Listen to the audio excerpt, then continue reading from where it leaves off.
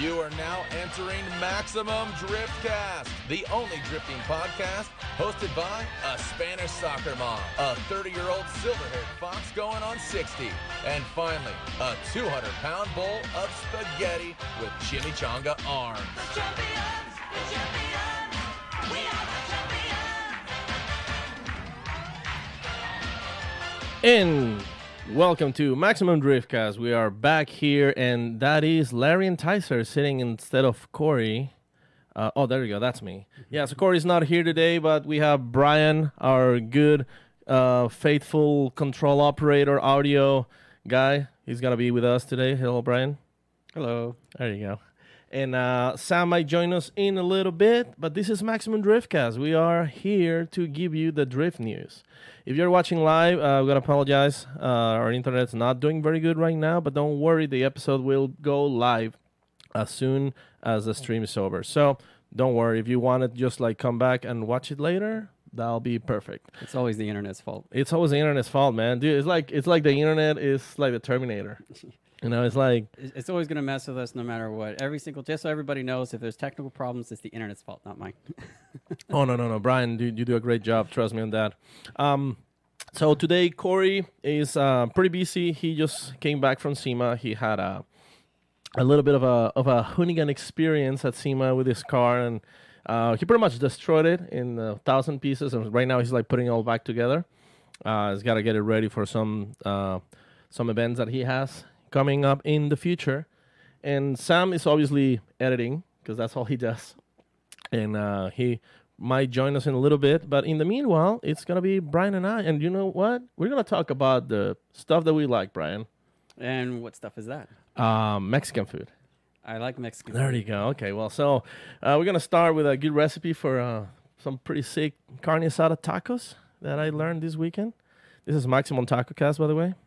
And no, actually, we have a special guest from Down Under. Oh. From the down, how do you call that? Was it Thunder Down Under? Yes, we have a couple guys that are known as the Thunderdome from the underwear. And let's see, before we talk about them, so. I'm gonna just real quick. Next episode, we're gonna do a little bit more of a recap of what happened at SEMA with the rest of the boys. What happened at Grid Life Game Night, a big success. I wish I was there. Brian, you were supposed to go there. What happened? I was busy. I had a lot of work ahead of me with the Lexus and the Suburban, getting that running. That's right. Trying to make it ready for Desert Mayhem to try to bring the Lexus, at least a little more presentable to make a decent comeback after what happened last year. Yeah, Desert Mayhem, that was the event that solidified your four-door limo drifting career. Yeah, it was just pretty crazy how that went about. But I'm really happy that the car is still being able to drive. Jacob Gittens from Piston Head Productions came down for a week and helped me revive that car. And I just want to finish what we started and get a nice body kit on it. We got a diff being changed out to like a 427 final. That's basically it, other than just cleaning it up as much as possible, new taillights and stuff, and then try not to break them this time. Awesome. You got nitrous? Yeah, 100 shot, 100 wet shot. 150? 150 wet shot. 150 nitrous, shot? Yeah. And let's see if this time maybe we'll just blow up the engine and not the car. I like to see that. I mean, if that engine blows up, it'll be a good excuse to just like swap something more insane on it. Yeah, something maybe like with 6 cylinders in a line with the turbo. Who knows? Who knows? Well, you also have your Pro-Am car that you just got back.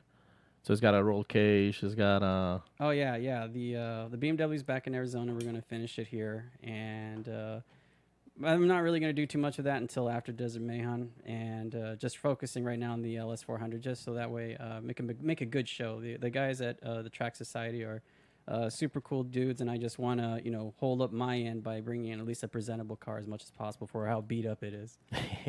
Well, I mean, those are battles cars, bro. Yeah, it's cool. It's cool. Also, real quick, this Send It bandana is thanks to 724 Photo. So thank you. That was really, really cool. I appreciate sending it. Yeah, he gave us a bunch. He gave one to his senpai, Yeah. Larry Chen. Larry Chen, right? Larry Chen wore it, and he took a photo of it, and So you could totally say that he got noticed by Senpai. That's true. So yeah, this guy, he always, every time he go to Long Beach and Irwindale, he always gives us like food. I think he wants to make us fat, and he probably eats us. Food is always an awesome gift. Yeah, That's always a good thing. It was great because at Irwindale, I mean, it was my birthday at Irwindale, and he got us like a bunch of cupcakes. So pretty much I had birthday cupcakes. Nice. So thanks, buddy. Yeah, if you're listening, appreciate it, man. Thanks a lot. And with that, let's bring in our special guest, Brian. Why don't you just call those buckaroos All right. from down under? So in the meanwhile, I'm going to sing you guys a song while Brian gets the Skype going. So, there it is. All right, there's my song. There you go. Maybe drop the bass a little bit, Brian. It's a little too loud. Let's see. I thought you liked that chime. You play it when you go to sleep? Yeah, that's more like my alarm. Is it still ringing? Yeah. Let's see. Okay, it looks like they just joined the chat, but it's okay. I mean, no rush. We'll get them in a second. Yeah. So, we have these special guests from Australia. Australia, mate. G'day, mate. Good day, mate. I was last Irwindale. I was doing my best Von Gidding impersonation. Juan Gidding, and Juan Gidding? Juan Gidding, yeah. And Josh Robinson was sitting next to me. Oh, yeah. And he was like, "Good day, mate. That was very good impersonation. My name is Josh Robinson. I'm from Australia, mate." And he liked it. Oh, I think we got him. Uh-oh. Is there, let's see. Is Yeah, this, here we go. Yeah, hold on. are these the gentlemen from down under? Hello. Oh, hello. So There we're you talking go. about Australian time. We're a few minutes late. I was doing my... Yeah. There you go. These gentlemen are working. These guys are... Oh, everybody. There you go. The more the merrier. Get scoot up. Yeah. Scoot up, guys. Close. Bro. Nice mullet, man.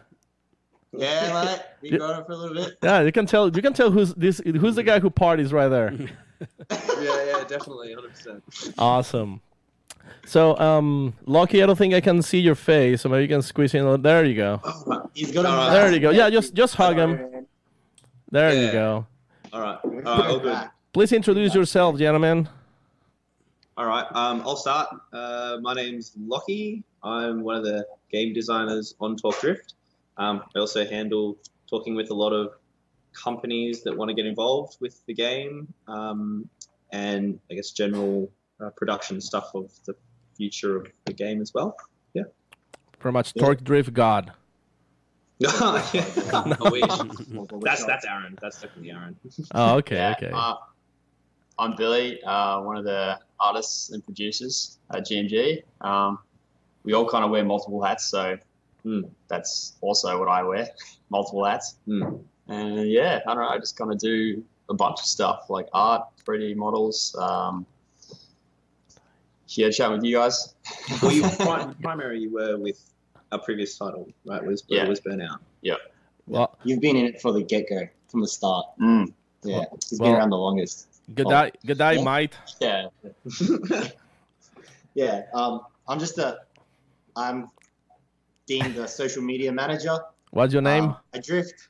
What's your name? Oh, my name is Jeff. There you go. My name is Jeff. Hello, my wife. Yeah.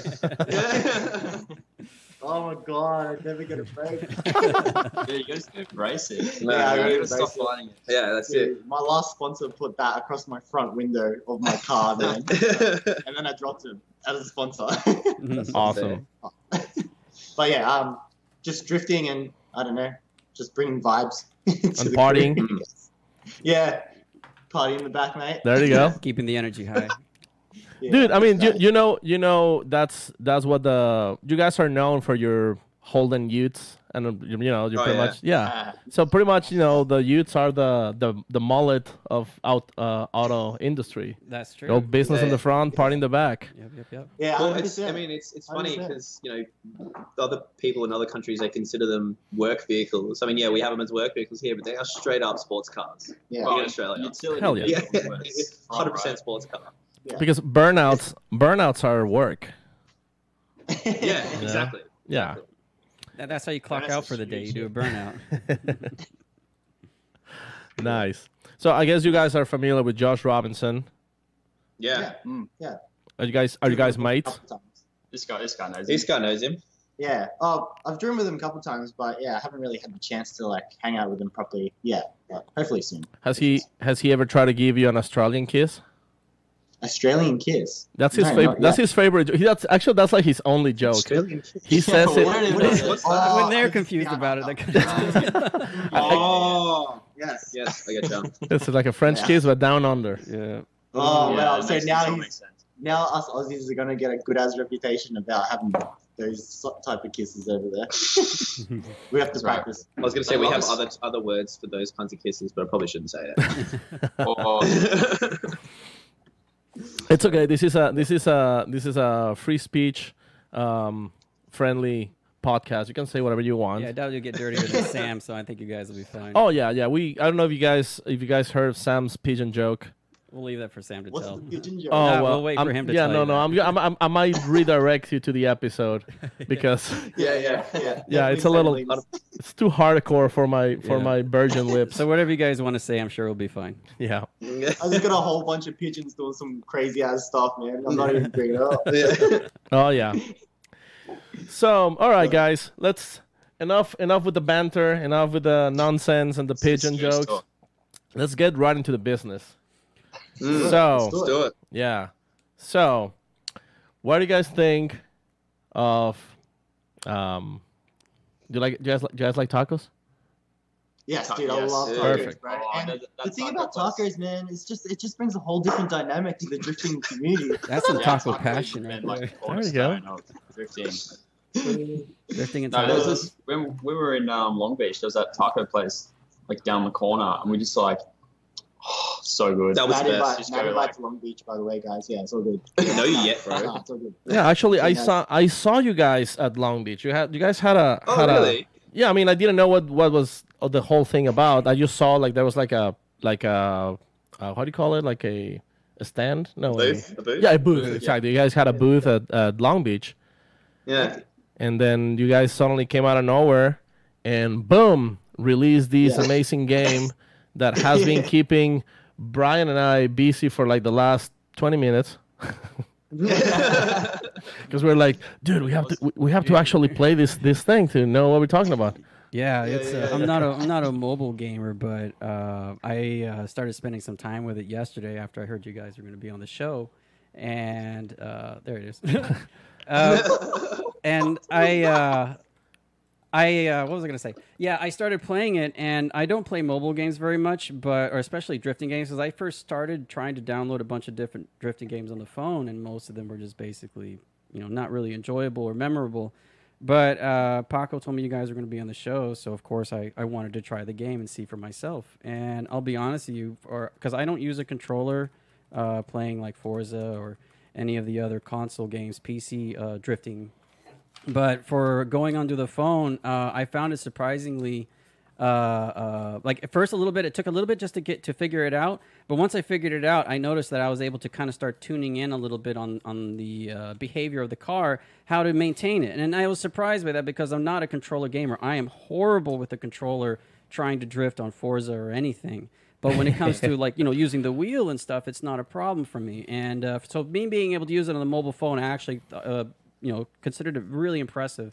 And so I'm actually been working at it ever since. Especially after we discovered that there is a slider steering wheel thing that you can select Yeah. as a steering option. And so one of the things, so obviously you guys hooked me up. You gave me a bunch of credits and a bunch of free cars.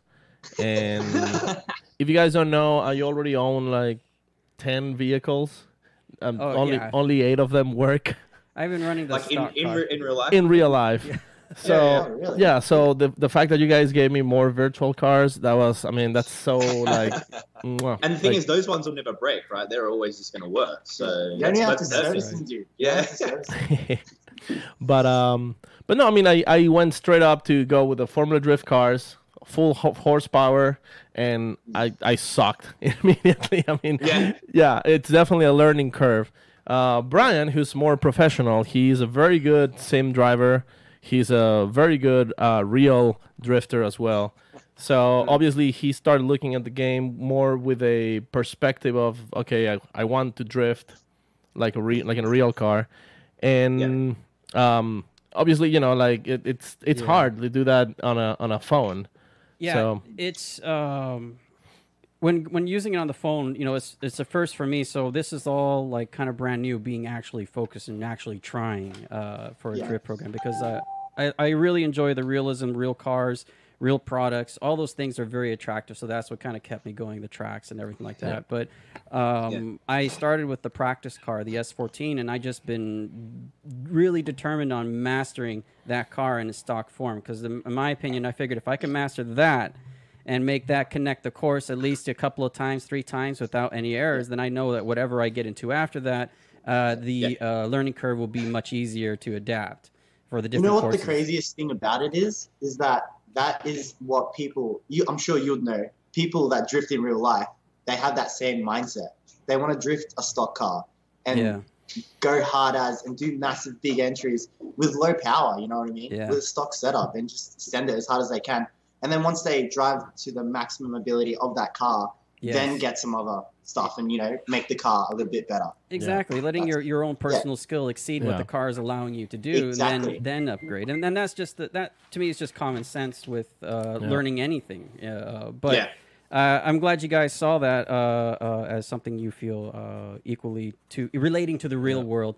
Sure. But let's. I mean, like as well, there's an element of the whole game design from the very beginning has been very heavily pushed towards a balance between a simulation and arcade.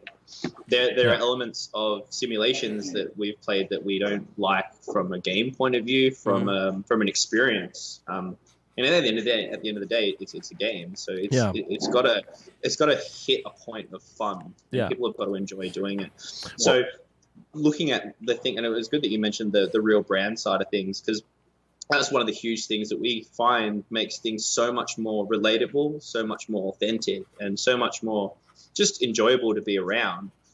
But then also have a level of tunability and functionality in the cars and how you drive those cars to be able to do it your way, but not to the point where you're brought down by super accurate, ridiculous stuff, you know, where it's like, okay, if we can run the wall at 140 Ks an hour for a ridiculous period of time, so what? You know, that's awesome.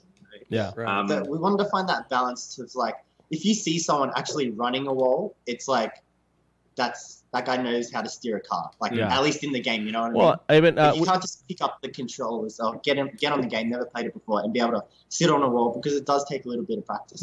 I saw you guys even posted like somebody doing like a 360 entry on Dean Kearney's Viper, which I was like, there you go. So I mean, there is definitely an understanding of the controllers in order to do that kind of stunt. So that's pretty cool. But I really want to get very, very deep and nerd out on the game mechanics and all that. But before we go there, let's just go really quick, talk about you guys, your origins, where do you guys come from, how do you guys got into Grease Monkey games and all that. So let's start with you guys. Like, how did Grease Monkey begin? How do you guys exactly? What are the origins of Grease Monkey? Well, our Aaron, who's not here at the moment, is the director. He actually forgot that when League of Monkeys started. So we actually used to be called League of Monkeys a few years ago now. And when League of Monkeys started, actually, we're mostly doing client work for interactive installations for conventions and that sort of thing. But it was still automotive. Still automotive, and doing sort of our previous game, Talk Burnout, on the side, and sort of building that up until eventually we released that, and then could kind of focus and hone in on that and work on our own stuff. So yeah, the company as a whole, it's been around for like 5 years. So you guys were already into car video games. Yeah. Yeah. So I think everyone was. so you guys already had a car background? Yeah, individually, I think we all definitely had at least. I mean, Need for Speed. Yeah, I mean, Yeah. Yeah, give us a quick bio of each one of you guys. And your car. Yeah. Well, my current car, or current two cars, I am running a VZ Ute, sort of 4 years before Josh Robinson's model version. Okay. Which is my kind of like track/street car thing that I just thrash around. Sick. And my background's actually not in gaming at all. I was actually in project management and construction for quite a while, and then moved into games because I wanted to do something that was a little bit more enjoyable, but always ran street with cars, always helped the mates build cars. 3 of my mates, are pretty close mates, are still building their own cars as well. So yeah, it was kind of like a really meshing of two worlds that just seemed to sort of fall into place really well. That's kind of my quick history. All right, Mike? Do you want to go, Billy? I'll go, yeah. I've just, for me, games were more my life for, as long as I can remember. I've always kind of been making games. And cars have always been sort of there as well. My dad was a diesel mechanic in the army, and he was always, showing me the ropes and teaching me little bits and pieces so I could, service my car myself and just do basic things. And, they bought us an old wagon, paddock basher, because I grew up in the country. So, bought that for $200, and we were just driving it around doing skids in the paddock when we were like too young to be doing that sort of stuff. And yeah, I moved to the city and wanted to pursue games, and it just everything sort of fell together, and just get to do both, which is awesome. And in terms of what I drive, it's actually a bit different. I drive a little Audi TT. It's not different. Mark It still goes. Yeah, it goes. I want to sack the shit out of it. At least it's turbo. I don't even drive a turbo. Are you I guys? just love the way. Are you guys what the Australian news call hoons? Hoons. Oh my god. Yep. Maybe. Nah. We've definitely cleaned up. For sure. Definitely. Well, so like, all right. Well, back before I had my license, I was into BMXing just about like every drifter nearly. I don't know. It's weird. It's like. So it's just like, skate though. Yeah, well, skateboarding, BMXing, anything extreme. Like once you hit your license, it's like it just goes to cars pretty much. Because it's like, why am I going to push myself when I can drive myself? Yeah, well, my theory was like I'm doing backflips and flares. I'm landing on my face. I'm like I can get the same kind of like adrenaline rush from kicking my car out sideways, and then from that I had a Commodore, single pecker auto. Slid it everywhere, and then dude, it was disgusting, but it was fun. It was awesome. And then after that, I got a 32 Skyline. Slid that for a while. Got a 34 Skyline, and then streeted that like crazy, just everywhere, like dumbass. And got into a lot of trouble. And how old are you right now? I'm 25 now. Jesus, man, you've done a lot of cool shit, and you're only 25. I hate you. You're officially the one I hate the most. So Just slide a 34 around. No big deal. No big deal. I sold the 34 because I was going to court because I nearly got the car impounded. Sold the car, and I was on a good behavior bond for a year. So I'm like, street's not for me. I bought a Chaser because that's not like a hoon car, is it? A Chaser? Yeah. It's a total hoon car, bro. Wrong choice. You should have if you want to sounds like an intentional fail. Yeah, exactly. I mean, if you had told me maybe about a Ford Aspire, or Fiesta. A Fiesta, yeah. No, Chaser, no big deal, right? It's fine.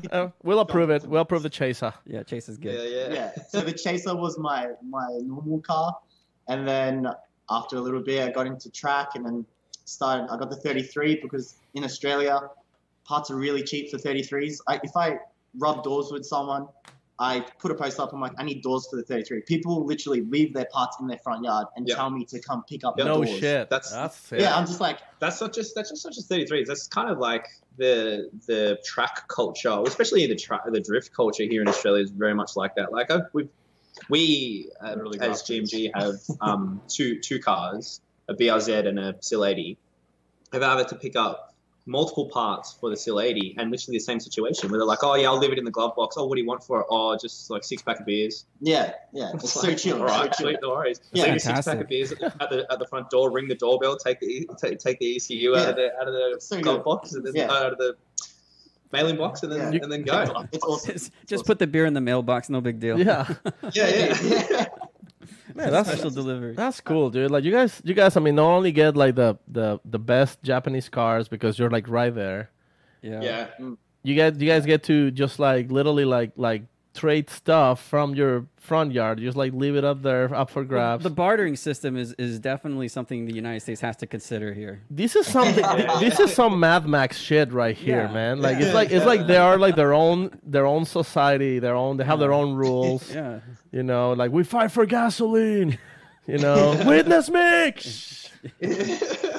But then on the flip side, the biggest problem is we don't have support. There's no tracks. It's so hard to get track time. This is why. Really? This is the reason why half the population of drifters love streeting so much. Yeah. It's just so There's nowhere else it's to there. go. It's easy. You know what I mean? But don't you That's guys? what we're trying to help. Don't you guys have like a huge like touring car scene, like actual real racing? Like are any of those? It was. So the V8s, the V8 supercars, you'd call touring cars. It was massive. It was massive all through the 80s, 70s, 80s, into the 90s, and the early 2000s was big. But just like F1 has died, just like MotoGP's died, just like pretty much 90% of all motorsport, well, I think globally, definitely here in Australia, This is when we has rise. lost so much money. And people don't care. It's boring. It's fucking boring to watch. Sit on one corner and watch a bunch of people go past it. And you're like, Unless cool. they're sideways. Yeah. If they're on lock and they're on gate, hitting the limiter and just like shockers out the window or that limiter finger bash. Yeah? Like, that's what you want to see. And then they all crash or they don't. Like either way, it's good as, you know. It's awesome. The Australian NASCAR, pretty much. Yeah, 100%, bro. But I mean, NASCAR tried. Bob Jane tried to bring NASCAR here. Or what they didn't call it NASCAR. They called it Auscar. some Oscar. Yeah, Oscar. Oscar. Some shit. That's a real. But the funny thing is the failure of that gave us pretty much the only track in Melbourne that we can use. Yeah. So we've got these ridiculous banks, kind of like what you guys have at Irwindale and some of your other speedway, like Texas Speedway and stuff. But there's nothing else around it. There's like, it looks like Chernobyl. Yeah. Of just Oh boy. like overgrown, foliage in between. It's a bit sad at first, and then it's kind of like, it's But kind of cool. it's a cool backdrop. Because we hold drift events there, like small grassroots, like car clubs, like down DC, the thing I'm a part of. That's how I got to meet these guys. We hire out little areas of that and we drift it, and it's awesome. That's good. You guys are making it work. We are, but it's hard. It's hard when the whole social perspective as well, there is no social perspective. The moment that you say you're involved with cars, if it's not part of F1 or anything upper class, you're doing something bad. Even if you're legitimately doing it in any way. We're hoping to change this. We're How- hoping to change it. And do you guys think that by creating a game that everybody can play, you guys are making a change in society?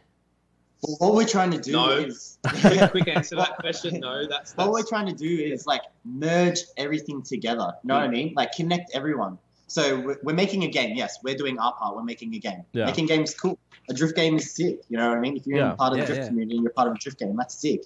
But if you're a part of, like, say you make coilovers, like Shockworks. Yeah. And then you get Shockworks into the game, and then that's another link. You know what I mean? And then if you're a part of something else, like you do roll cages, you're a fabrication place for your local drifters, and then we put you in the game as well. You know what I mean? It's more reach for you, and it's going to be able to link people that want to get into drifting to go there and get a roll cage for their car. You know what I mean? I mean that's the huge part of it as well.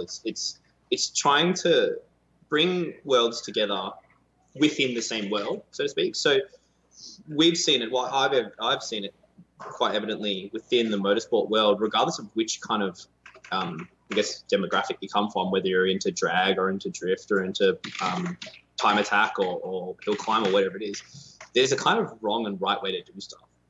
And then people will get like sort of looked at or talked to a certain way, and this is how we do it, or this is how you're supposed to do it. Yeah. And it kind of goes against this this level of creativity that kind of comes out in all sports, in all things. And the moment you have passionate people coming together, you're gonna clash heads. So we've kind of seen it of going, righto, there's a bunch of people in the US that are doing this amazing stuff. There's people in Japan who invented it. There are people in Europe trying to do something amazing here. We're trying to do it. Everyone's doing their own thing individually, really, really quite well. Just general awareness of like the professional side and be together. Just helps. Yeah. If we're all together, I mean, my personal opinion is that professional drifting will become the new F1. I think it's so easy to market to a wider spread audience. Like more and more young people are getting to care about it. It's easy to run an event that's enjoyable because it's continual. It's action all the time. You know, it's like I would consider it very similar to freestyle motocross. Freestyle motocross went huge through the 90s and the early 2000s because people were going, "Whoa, this is actually something that is easy to put on. It's not that expensive, and people fucking love it." Yep. Yeah, I think drifting, it's very this is more comparable with like Supercross, X Games. I mean, it's something that even people who's not really into cars can look at and be like, "Wow, this is cool." You know, like 100%. People who's not into skateboarding, you know, see somebody doing a crazy, Trick, trick on the half pipe, and it doesn't matter what you're into. You'll be like, "Whoa." You know, so you get to see two cars, going over, 80, 90 miles per hour, sideways, tires smoking, door to door. Gerald just, exactly, just like so next to each other. Gerald yelling on the microphone, like people just like going wild. I mean, it's uncomparable. Like, I mean, as an spectator sport, because even F1, if you go and watch F1 in person, the only thing you see is like. And it's cool because it's like, oh, sweet, they're going that fast. Oh my god, how do they do that? And that's where it stops. And when exactly, and when you're into cars, it's awesome because you appreciate it from an engineering point of view, from a physics point of view, from whatever.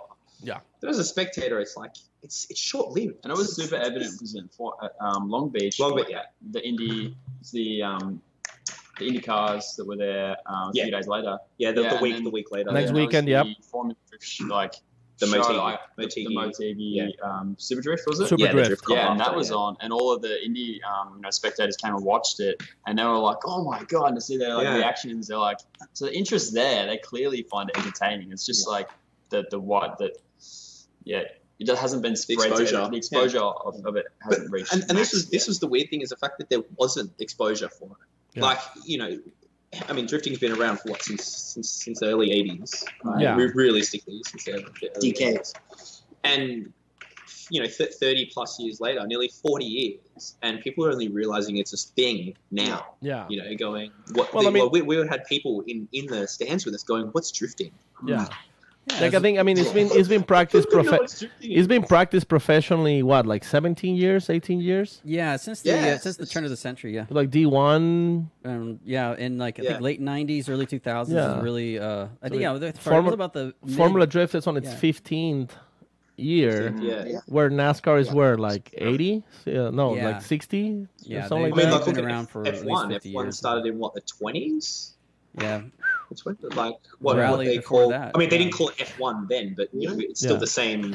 Racing the horses around the track, or 30s or whatever. Drifting is still a very young motorsport, and what's cool about drifting is that it's very approachable. It's very reachable. Like everybody who's got a car that's rear-wheel drive can at some point somehow relate and go and practice it, and that's a cool thing. And I mean, I think the fact that more video games are coming out. I mean, you guys, I imagine you guys play Forza.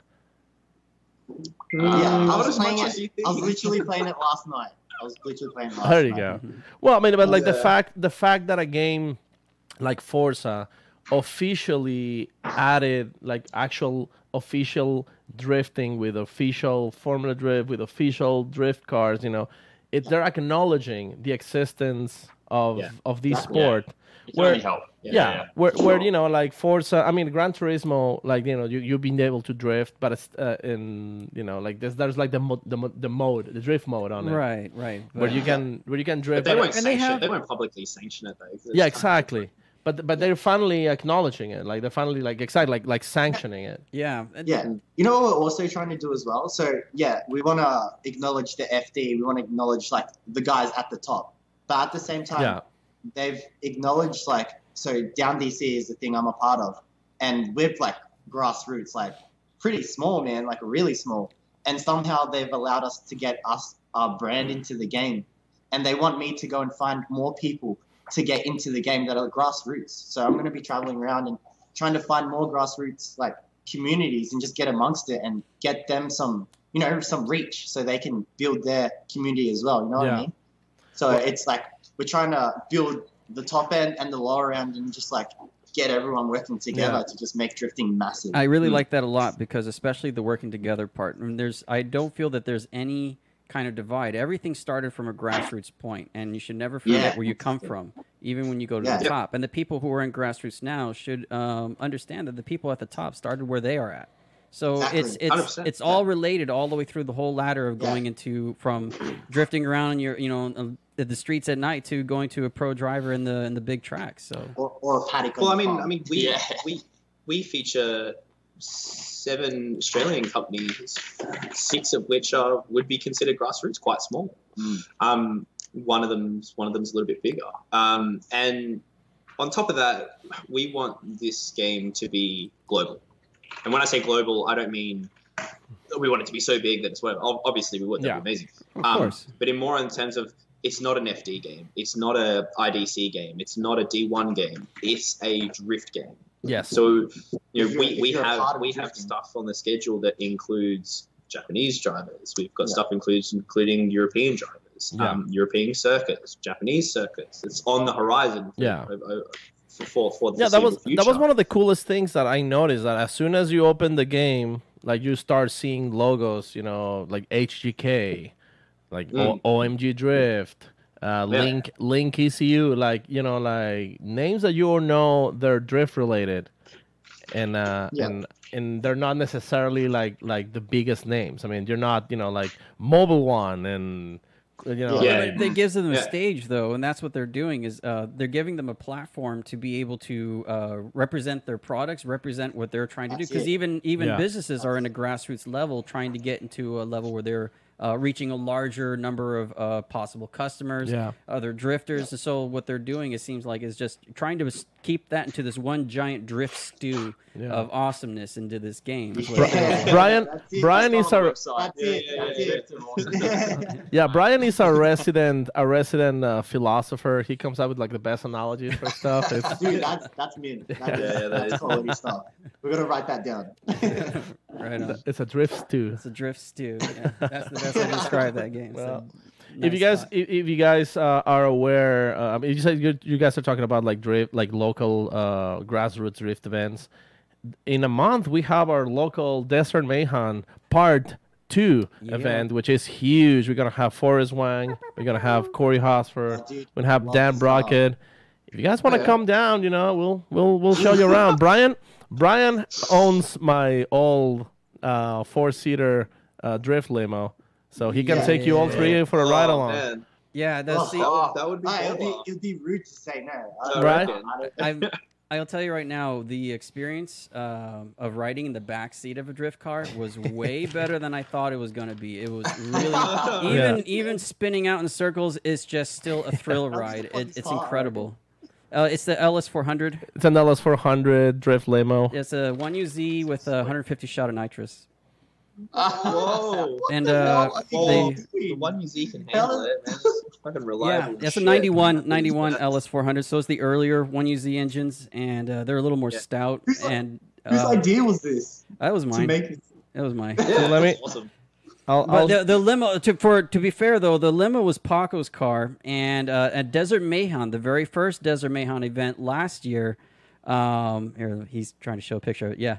The Desert Mayhem event last year, Paco was announcing, so he let me drive his Ellis 400. It was his car, and then and I haven't driven in a long time, so I see that's the car now. That's the car what it looks like right now, and I got bumpers and skirts and stuff I'm going to put on there. Those are Motegi wheels. Motegi Racing, really awesome guy, Josh. He helped me out with that. He went from baller 20s VIP to actual racing spec. So we're gonna put the SC300 differential in there. I'm actually been working on that earlier today. So it goes from a 3.6 final to a 4.27 final, just to give it that little bit extra. And it's a R154 5-speed. Made it to that 1UZ. Oh yeah, for sure. Yeah, hectic, dude. I've still got my Corolla, my KE70 shell sitting at my dad's place, hoping to put a 1UZ in it. Do it, dude. I Great. was thinking about putting a 1J, but then I thought, maybe that's a bit harder. But when you realize that a 1UZ can actually just drop in, No, and then there's a little bit more fucking around with the bell housing and stuff like that. And they're cheap. They're cheap engines. Yeah, they're like, what, 250, 280, depending on the year, the horsepower right out of the box. You can do a lot with that. And especially in the car that you have, it would be a perfect match. It's a light engine. Aluminum block. Yeah, aluminum block. So you can have a lot of fun with the 1UZ. And it's much more reliable than like a VQ in a or Corolla something. that's probably going to weigh what 600 kilos, if that, like maximum. So it's pretty crazy. For those who don't know how much 600 kilos is, pretty much like 8,000 pounds. No. Yeah. Oh yeah, it's all different. Okay, yeah, my bad. No, people do stuff wrong. It's weird. I know kilos. I'm Mexican. Okay, good. Nice. So you guys have got together and you put this game out. And how long have you been working on this game from when you first started putting in the first bit of code to now? 2 and a bit years. Yeah. 2.5 years. With a pretty decent team. That's really good. That's a good amount of time. Yeah, because I mean, here's the thing. Obviously, you guys came up with your game like probably a few months after FR Legends hit the store. Yeah. And a lot of people's oh, these guys are like trying to copy FR Legends. Like, this game has been developing for quite some time. There was a beta. There was a beta. Smash it out in a couple weeks. That'd be crazy. Yeah, there was a beta. I mean, and don't get me wrong. I think FR Legends, it seems like a very fun little game, and I think that's what games should be, fun.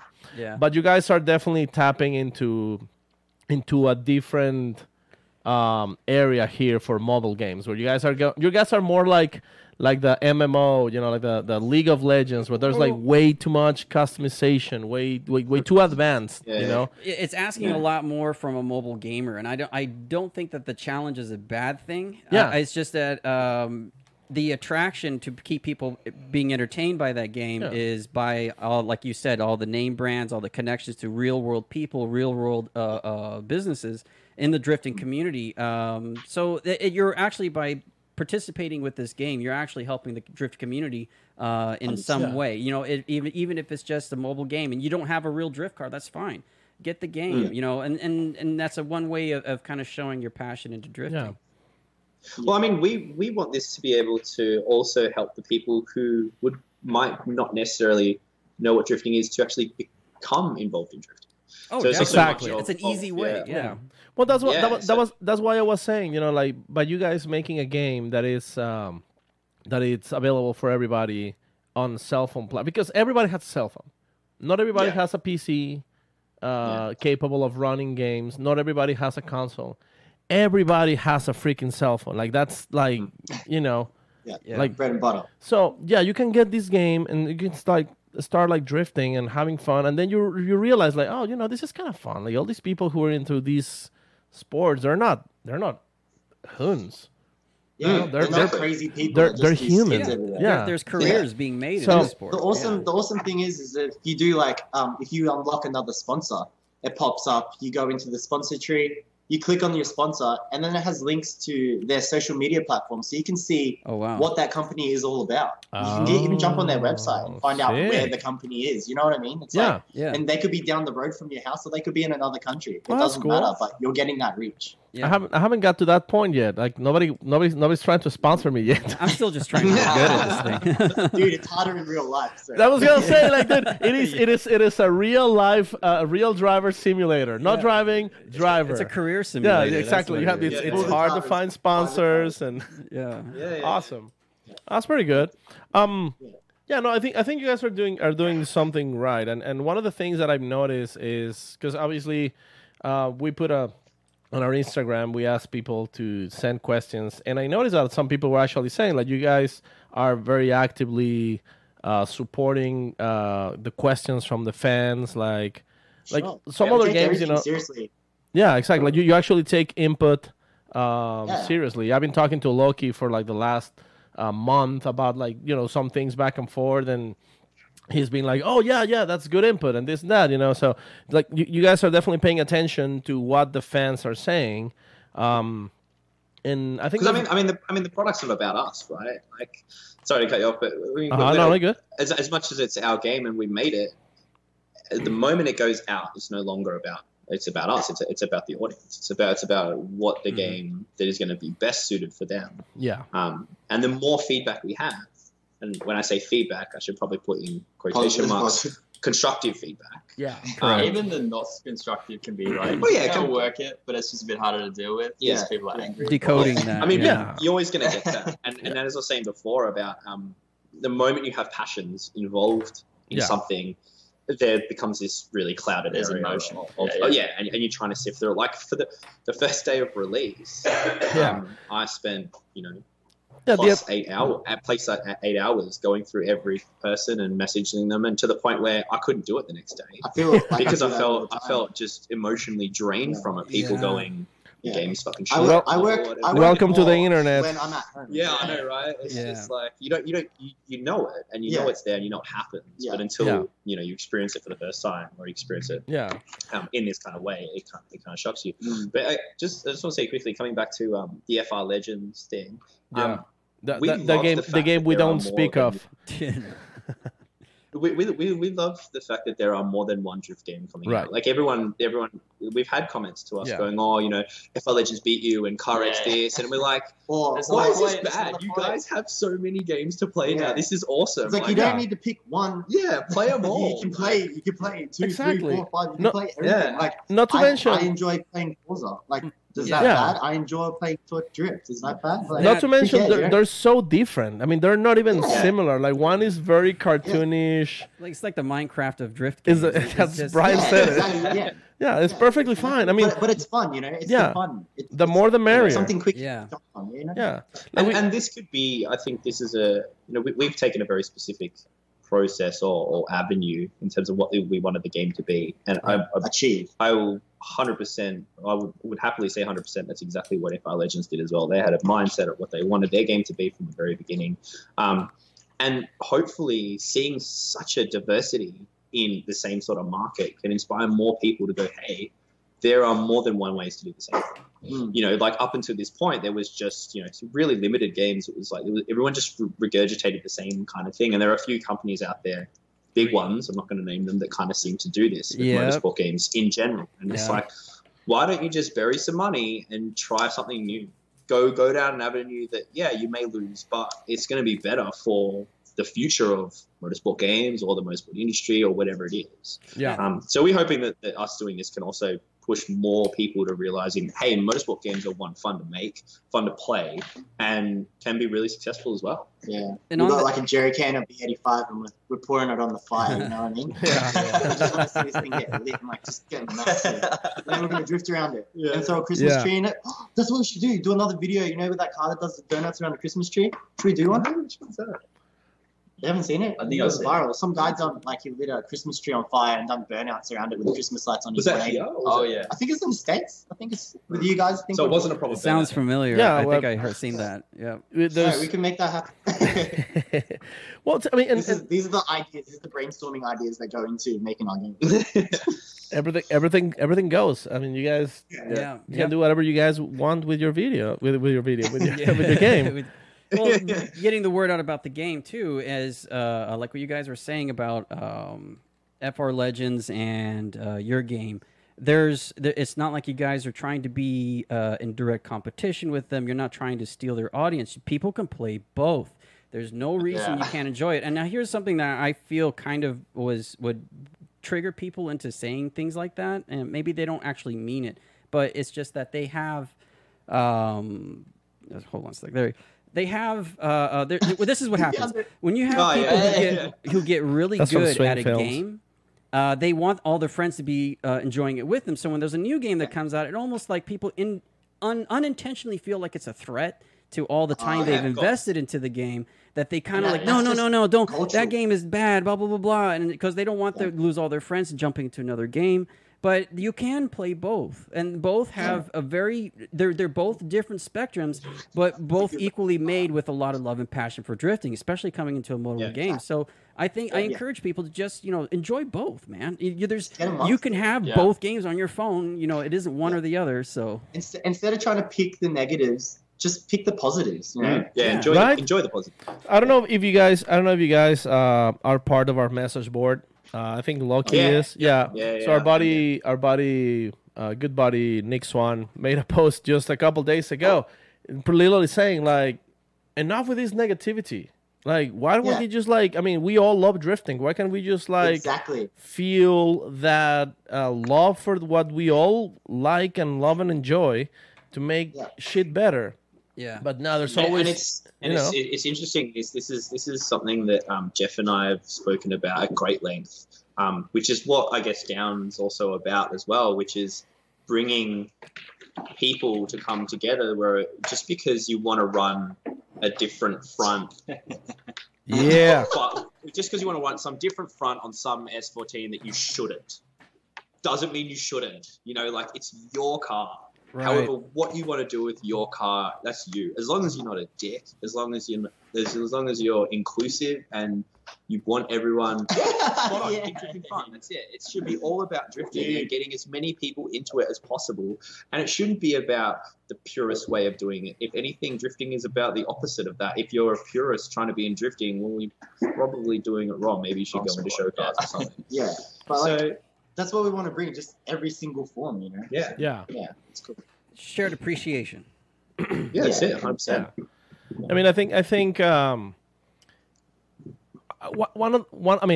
in my opinion, one of the problems with drifting is that, and it's not necessarily a problem, but like the process. Concern that you have. Like drifting, I always said it's 50% a popularity contest. It's. Do you mean competitive? Do you mean the competitive side of it? Oh, all of it. Dude, even grassroots. Yeah, exactly. Yeah, okay. It's 100%. Like if you are good at it, it's because you have flashy wheels. You look style. cool. You look cool while doing it. And you know what sucks? It's like it's easy to become popular. All you need to do is put down a couple people. You know what I mean? and that puts you up. It's hard to become popular if you're a nice guy and you're just friendly to everyone and you just want to help everyone. You know what I mean? It just takes longer to do that. The way you're doing it is the right way, but it just takes a little bit longer. But the foundation that builds, when you get to that point, you have such a huge support group behind you. Yeah. And that's the thing. I remember, for example, like my first drift experience ever. I brought in my 1978 Datsun 280Z to the track. Open diff, no power steering. Oh yeah, open diff, no power steering. It was just completely stock. And I get in there and I'm struggling, and I was like, okay, well, I was still kind of shy to talk to people. So next event, I bring a Corvette, 2000 C5 Corvette. And everybody hated me. Everybody hated me. It's like, who the fuck is this guy? Like, who does he think What he year is? was this, though? 2012, maybe? Okay, yeah, because this was before Corvettes became a thing. Yeah, exactly. Before Corvettes were cool. I don't know. I mean, are they cool? You made the Corvettes cool. Well, I was drifting. No. I was drifting. I was drifting Corvettes before they were cool. So like fedora tip. Yeah, there we go. Like total hipster. But yeah, like everybody hated me. It's like, who the fuck is this guy? Who does he think he is with a fucking Corvette? Blah blah blah. I couldn't drift for shit. I mean, I had a hard time. That car gripped so much. Yeah. And I'm walking through the pits, like trying to talk to people. Hey, what's up? Hey, I really like what you're doing. Like, so do you think you can give me some pointers? And they're like, oh yeah, sure. What car do you drive? And it's like, oh, the Corvette. And as soon as this guy drives a Corvette, it's like, oh yeah, you just need more seat time. See, what you're describing right now is like the first reaction that sometimes people have when something different happens, and there's like this is a commonplace mental state. It's a very easy way to think about that. But if people just take a moment to just ask some questions and find out a little bit more, oh, this is the car you're drifting. Why are you choosing to drift this? You know, just learn a little bit more about the person as well as the car, and you'll realize that, you know, there's nothing to be hateful about it. Yeah. If anything, that should be, if the person is coming from a good place and he's wanting to have fun with what he has, that should be totally acceptable. Yeah. Yeah. Like I know from here anyway in Australia, myself included, there's this part of fear that comes on when trying to get involved in the scene because of that exact fact. Yeah. Because of, I don't want to get judged or treated in a certain way because I don't know what I'm doing. And the reality is, well, you've got to start somewhere, right? Like you can't just jump into it and be amazing at it and you know, expect to have everything that you want. But it makes it really, really hard. And I think it's one of the things, if not the main thing that's holding more and more people getting into drifting is the kind of, I don't want to say it, but I'm going to say it, toxic nature that kind of comes into it. Yeah. Wow, That's you said it. Trying to get rid of it. Well, As well. it's a point, though. Yeah. Yeah. No, I mean, you're absolutely right. And it's sad, like, because it doesn't need to be that way. And it's just, you have people that are so passionate, that love what they're doing so much. And if they can have a way, that a safe way for them all to be together and not feel that they're going to get judged about it. Like, don't get me wrong, there's stuff that you just don't do, right? And in terms of a mechanical that's probably going to break your car, or it's probably a bit stupid to do, right? But when we're talking about an expression, when someone's expressing themselves, that's what I love so much about Japan. Yeah. It's just like you want to do something that's just out there and just wrong, do it. It's almost it's normal. Yeah. When you're doing something out there, it's normal. Yeah, It's if like, anything, they pride themselves on it. This is the best. Yeah, you can be at a park playing with an RC car, being a 40-year-old dude with a bunch of kids playing with their RC cars, and you're not a weirdo. Yeah, you're a legend. You're just a guy playing with your RC car with other people that love like RC drifting. You know what I mean? But if you've done that here, it's just like, what is that dude doing with those kids? Yeah. You know, it's like, I don't know, but that's what we love about Japan. That's what we're trying to bring into the drift scene. Like, we're literally trying to do that here because we want to be the, like, instead of just complaining about it like we are right now, be the change you want to see kind of thing. You know what I mean? And like actually, but I mean, there's pardon? Yeah, so like, there's a very thin line between criticism, like constructive criticism, and hate. So, so that's all about the approach. Exactly, and that's the thing. Like, I mean, a lot of drifters, they just can't take a tiny little bit of criticism. Like, they feel like just because, like, you know, dude, like, I think what you're doing is pretty good. Like, everything's fucking awesome. But if you change this, and you haven't even finished saying what, and they're like, you're hating. You know, you're like, no, calm down. Like, you know, like I've approached a lot of drivers on our local events that I've seen, like, they're starting to drive. They're trying to learn how to drift. And I see them like, hey, what's up? You know, like, I saw you driving. I see that you're doing this. If you just try doing this instead, I think it's going to help you. And instead of taking that as a, like, oh, cool, thanks, man, like, appreciate that. They are like, oh, who do you think you are? Blah blah blah. Like, and I'm nobody, you know. I'm just the guy who you know, like, I'm just trying to help. You humble. What a humble guy. I'm a humble guy. And on the flip side of that, if you give that advice or that criticism, and say the individual, you know, tries it or doesn't try it, that's fine. You know, it's just that they receive the effort that you made as something positive. Yeah. That's really all that's important. Absolutely. Now, because some people are just going to do the things the way they want to do it, no matter what. But just remember that it's the fact that you cared enough to say something. Yeah, and that's what matters most. So. And on top of that as well, like, it's not easy for people to come up and say, like, you know, that person that's come up and said that and gone, hey man, I think you could do this, regardless of whether they have experience or not, they still could be right for one. But sometimes coming up to someone and saying that is more daunting to them than anyone else. And then their first experience of trying to get involved is just shut down, and it's just Yeah, so it takes practice, really. It's just practice communicating with people, and that goes with anything even outside of drifting. You know, it's life, being able to try to talk to people and help them become better is really just the best human thing you can do. Yeah. I mean, like awesome. after all the, like, I literally, I felt hate when I was driving the Corvette. I felt like people hate me here.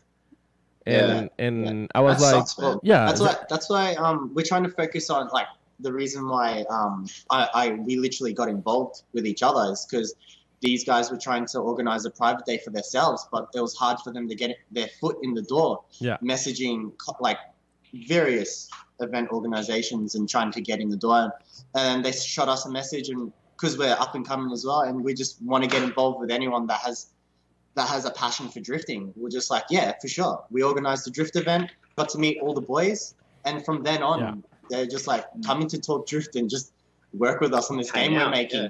This is before Talk Drift was anything. And I'm like, yeah, for sure, man. Like, I want to get involved. Yeah, and then it's just been snowballing and building, and now Down DC is organizing like a proper event, a proper comp day, and we're going to just get everyone that's like-minded already in Down DC just to come down and chill out. And it's going to be competitive, but just to make people drive hard, but it's going to be chilled out. Nice. Yeah. And yeah, that's what we're trying to bring. And the cool thing is about like what this movement is about. It's about growing your community. So you can be in your drift team, you can be a part of your drift team and this drift team and that drift team. But if you're a part of Down DC, the community, it's just like it lets everyone know that these guys are like-minded. You can go talk to them, and they're not going to bite your hand off. You know what I mean? That's pretty much. Or if you need help with your car, just go over to these guys, and if you see a sticker on their car, just be like, yeah, these guys are going to probably most likely help you out. Yeah. If you need 10 mil. It takes away that. If you need a 10 mil, always a 10 mil. Track with a whole bunch. We buy bulk, so we're going to make key rings.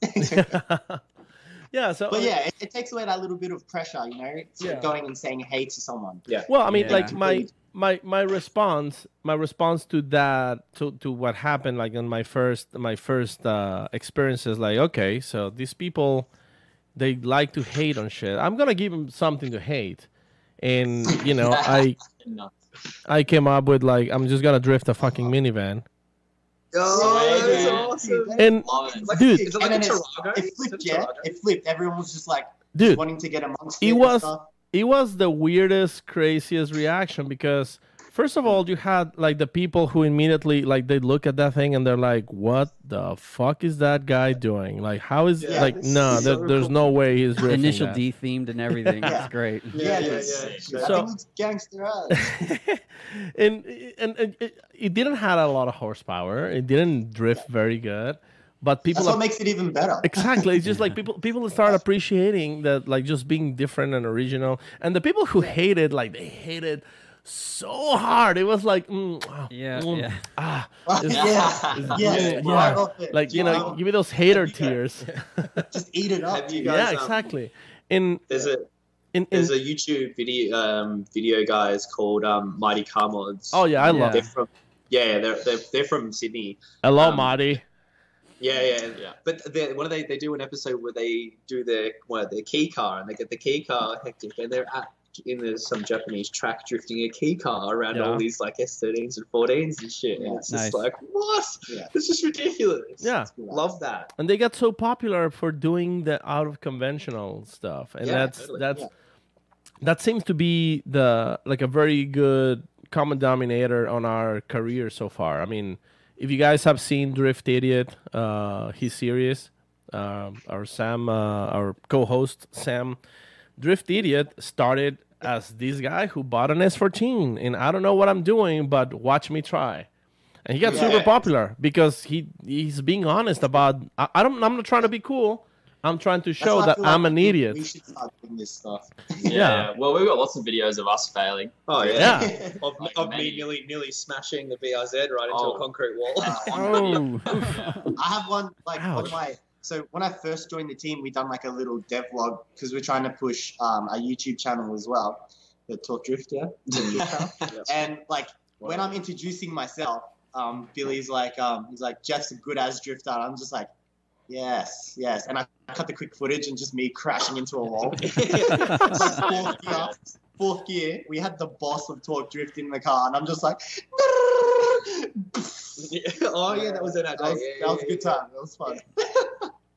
Good stuff. Good stuff. It's like it really brings people together. Yeah, you know, like no matter what happens. Yeah, you know? when you fail, but you just embrace a fail instead of like, making excuses or hiding or making excuses. Oh, you know, like I wasn't ready, or just embrace it. Or like, put that dude, firewall in front of me. yeah, exactly. I mean, like, okay, so before I even drifted the freaking minivan, I went to like our local message boards, and started like saying, hey, you know, I want to drift the minivan, blah blah. Yeah. Everybody's like, don't do it. Stupid idea.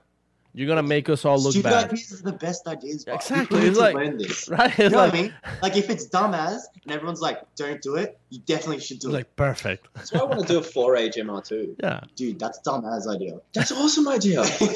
Wait, what was this about an MR2? Put a 4-age in an MR2. Yes, do it. a 4AGE. Sure. That's why it's a dumbass idea. Yeah. Oh, ZE. 4AG ZE. Brian is our MR2 nerd here, so Oh, man. I've owned so many please. MR2s. Open up the can of worms. It would just be so funny because you just never see it. Yeah, Ever. true. Like, especially down here, like MR2s are rare as. Yeah, you don't see many. They're just not around. Yeah. And people Wow. don't get it 'cause they're So you guys rare. have all the Skylines, Yeah. but MR2s are Hey, rare. I'll find an MR2 and trade you a Skyline. Hey, what's it? Yeah, do you guys want to trade? I'll check in my. But that thing's got like no back end, like whatsoever. It's cheap now. I'm getting a new back end put on. Hey, if yeah, it drives, yeah. I'll still take it. Yeah. Dude, even as a shell. Yeah. Even as a shell. I can't believe how much respect you guys have for Skylines, dude. Skylines here are like just the But Commodore. they can't get them in the country. Yeah, I know, but like it's crazy to just like have that much respect for a Skyline. Like, my 34 was clean as. It was NA, and like I used to run doors with it all the time. Well- and it's just like you guys would absolutely freaking lose your minds. Like Even- the amount of S chassis that are still around here, it's just there's so Yeah. many. Even Yeah. even your Commodores came with RB engines at some point, isn't that? Yeah, man. Yeah. VL Yeah, VL VL. turbo. Yeah. Mighty VL. RB30s. And then you Yeah. have the fucking Barra engines. Oh yeah, the Barra. Oh, the Barra engines are the best. See, what I want to do with my Ute is I want to put the Barra engine in a Holden VZU, which is and watch the world burn. and literally watch the world burn, because there is Holden people and there's Ford people, Yeah. and they will do everything to say mine is better than yours. Yeah, yeah. Always. So I'm Brian- gonna be like, hey, Always. let's put a good aesthetically designed car with Brian a good licked engine. his lips so hard when you said that. It's like, Yeah, I I've been like that. doing some digging on the Bar engine. They're so expensive to bring over here, but they look so good. They sound like such a great engine. Yeah. Oh, and they're super reliable. Yeah, yeah. Well, I just that's what got everybody's been saying. we're working on building another track car for Talk Drift. It's got a 1VR. So it's an S14 rear end. It's all Origin kitted out. It's got like dark black paint with like purple Sparkles. flakes. what I mean? Nice. What I mean? Origin that needs some doof. Yeah, well, Well, we'll do it. We'll There do you it. go. Yeah. let's get Listen. some doof in Australia, man. Yeah, 100%. Get the doof down under. Doof tee down up on- yeah. and We'll put the doof kit in it for sure. Yeah. Yep. That sounds Super gangsta. doof all the things. Yep, doof everything. All right, we'll I'm talk. trying to find an engine for it. We'll talk and we'll get it Yeah, happening. yeah. Hey, I'm in the process of finding what engine should I build to put in this. Yay! Hey, hold on. There's beer showing up. There Oh, you yeah, go. man, this is Cheers. This is round 2. Here it comes. Cheers. Hey! Ah, dude, I'm. Cheers, Two boys. cans. Cheers, boys. Cheers, Mike. Cheers. Cheers, Mike.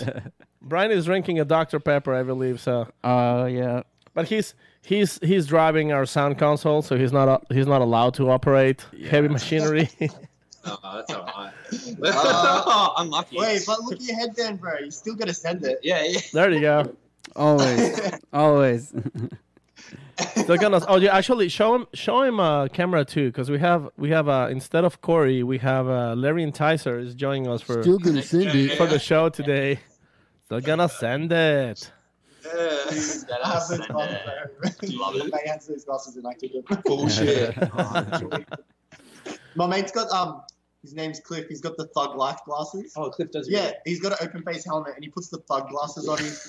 Yes, I have those. I have those glasses. Yeah, Yeah, dude, it's so good. it's perfect. So good. Well, yeah, I mean, this comp car it's kind of one of the our biggest. It's legitimately our main promo car. So a lot of our partners are getting involved with that car. Yeah, we've gotten so so much help. love for it, man. Yeah. People are just Nice. like, hell's yeah.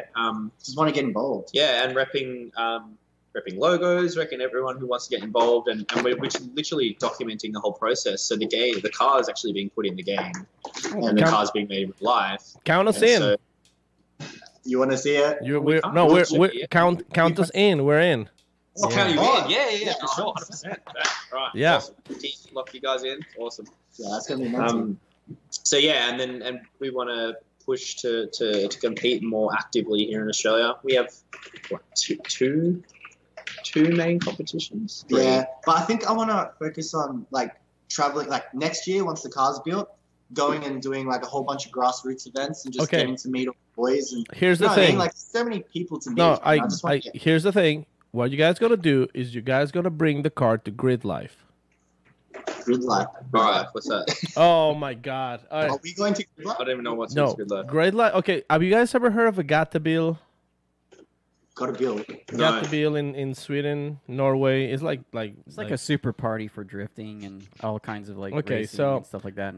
Grid Life is pretty much right now. It's America's biggest racing, drifting, motorsport party. It's huge. It's huge. So was that a PCM for us? Yeah, it's not like a competition. It's just it's everybody's exhibition. just having fun. It's everybody's having fun. We have Forsberg, Vaughn, Turk. Everybody's there. Like time attack guys. You have all the biggest time attack. We have giant car show. Yeah, it's huge. Then we have like artists like we had Ludacris. Mm-hmm. We had Killer Mike. We had. Well, now you got Talk Drift. Oh yeah. And the drift portion is hosted by your boys from Maximum Driftcast. I mean, you couldn't get any better than that. It's your boy. Yeah, we'll talk about this after the show. Yeah, definitely. You guys need to come to Grid Life because Grid Life's where it's at. And, it'll be the sickest thing. Like bring some car from Australia all the way from down under. The Grease Monkey Gangs team. What we should have put a Barra in the thing? Yeah, we should. Down. Nobody's heard that here. Nobody's heard of Barra here. I have some information from there's some private information for you guys, but I heard Von Getting Jr. is looking for a Barra engine for some private project. So just saying. Let's feed him to it. See, Let's feed him to it. Yeah. It's on. The race is on, bro. So everything can happen. Everything is on the table, man. Like seriously, like if you guys want to come down to Arizona for our event in a month, I'll be more than happy to host you guys in here. You don't have to pay for hotels. It's in the studio, middle of nowhere, but you guys will be fine. Yeah, it's fine. So if you guys want to come hang out, we'll make. I mean, I'm pretty sure Brian would even let you drive that limo. Yeah, totally. You can drive the limo. I'll get a suit. I'll get a tux. There you go. Yeah, I'll be your Uber driver. There you go. your Uber just arrived. Sick. Oh my god. We can't have that stuff here. We can't have people in the back seat of our cars because like for insurance purposes, it's pretty strict. Oh man, I'd love to make something like that. Yeah, you guys are in for the ride of a lifetime then. Dude, it's gonna be mental. Okay, guys. So we have a great time, but we have to get into some chatter right here. Yeah. What is coming for what's okay? So you guys been out for 2 weeks officially, right? Yeah. It's only 2 weeks. Yeah. It's been a long 2 weeks. It's been a long 2 weeks. Yeah. I can just imagine. Very emotional, I'm sure. Dude. Oh my god. And probably like I replied to 300 messages. And then the boys replied to another 100 messages each. And then we still have like that 99 pending in the corner. It doesn't stop. It's like Zoolander. He's so hot right now. Yeah. So obviously you guys been out a couple weeks. You probably got a lot of messages. People loving it, people hating it, people asking questions. So let's go straight to what's next. What's coming for Torque Drift? What is it that you guys are gonna do on the next update? What's coming? What can we tell them? Do you want to tackle? What can you say, Lockie? I mean, there's obviously we're going to put in a ton of more cars. There's people ask like, "Oh, please put in more cars." Absolutely, there's going to be stacks of cars. But what people need to realize is it's not just like, oh, we download an image from Google and throw it into the game, and there's a car in the game. like each car has to be given to one of the boys, and then they have to. How long does it take? Like 3 weeks to 4 weeks? I mean, Depends. different parts of the Depends. process takes different times, but yeah, it's not an easy process, I guess. If you want to do the cars justice, obviously. That's a lot of hours. Tracks, more tracks, and a ton of more, gameplay features, which is like going to be the biggest thing. On the tracks, are we looking at possibility of like some toge roads?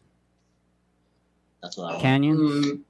Yes. Long Beach. Yes. No. Long yes, Beach? No. Road Atlanta. Long Beach is actually one that we really, really, really want to add. We've had talks with Formula Drift over the past couple of months about some stuff with them, and so the potential of that happening is very, very likely. Awesome. At the moment, we're still working with trying to push a little bit, as I was saying earlier, about it not being so much an American heavy. So you're going to see over the foreseeable future much more Japanese and European influence of stuff coming through. Do you guys Transfigurian? Yeah. Do you guys actually go on site measure, or like how do you come up with like making the tracks? Because obviously you guys have Irwindale, and it looks pretty damn spot on. I'll have to check it out. I haven't tried it yet myself. Well, I mean, we were at Long Beach, so for us, like I think moving forward is definitely good for us to go and see these places firsthand. It definitely helps both the designers and the artists get a better perspective on what it actually should look and feel and all those things to make it more real and sell it better. Obviously, being on the other side of the globe, it's hard for us to just pack up and spend a certain amount of time in these places. Yeah. But as well as that, it's got to fit the gameplay. So it's got to fit the systems that we've built. So we've gone through the process of getting some other tracks that we've made previously that didn't make the initial release, and getting the exact dimensions for those. And when we put it in game, it just hasn't worked. For whatever reason, it's just not right. So we're, like I was saying before about the simulation and arcade crossover. It's still got to be fun. That's the focus. Always, it's got to be fun to drift. Some of these layouts are really hard. Like, obviously, they'll be really hard in real life. So to be able to put them in the game and expect people to be able to drift them, it's a big call. And you know what I mean? Like, that makes sense. People have that skill level straight off the bat, anyways. Yeah, but one thing I will say that we are going to add is we're going to add a car park. Yeah, that's one of the things. So one of the like you start out with lower power cars, you wouldn't expect someone to jump in a stock car and then go drift, like Long Beach or something like that. Just wouldn't really be able to do it. So we're going to have like different events of different sizes. So some sort of car park events where, it's still set up in a professional manner. It's just like shorter, like a gymkhana kind of thing. Yeah, kind of like gymkhana. Yeah. So events. car park events like D1. Oh. Yeah. All right. What? I'm kidding. I'm not hating on D1. I'm not hating on D1.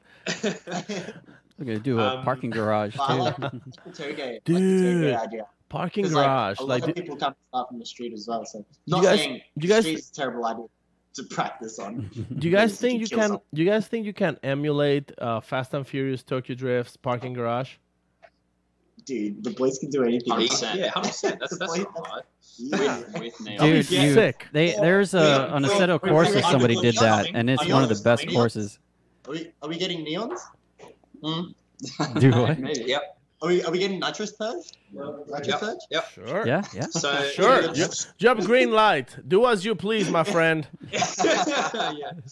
So yeah, there's over the next up to Christmas, we're going to be adding a large amount of drivers, a large amount of cars, few tracks, but a lot of parts as well. More and more brands being involved in the game. If people want to get involved, they just need to reach out to us, really. That's it. Yeah, we're keen to take on anyone and anything, listen to what they can provide the drift community. And if they're providing the drift community with something, then we're going to provide them with a platform to reach out. You know what I mean? Like I've just been speaking to the boys at Low Origin, who in the UK, and we they don't necessarily make any parts, but they do their libraries, and they reached out to me and said, "Oh, a bunch of our fans really want to be able to put your library on their car."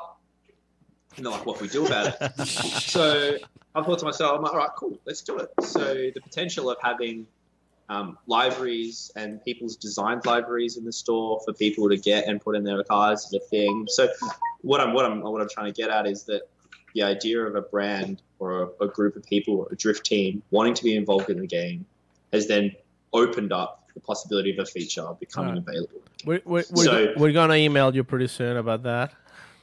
But yeah, that's just me, man. So you just email me.